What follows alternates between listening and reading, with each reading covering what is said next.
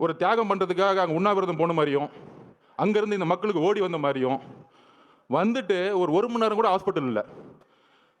அந்த மக்களோட நமக்கு அந்த ரைட்ஸ் இருந்துச்சா, நமக்கு அந்த அதிகாரம் இருந்தால் அந்த மக்களோட கடைசி நிமிஷம் வரைக்கும் நம்ம இருந்திருப்போம்.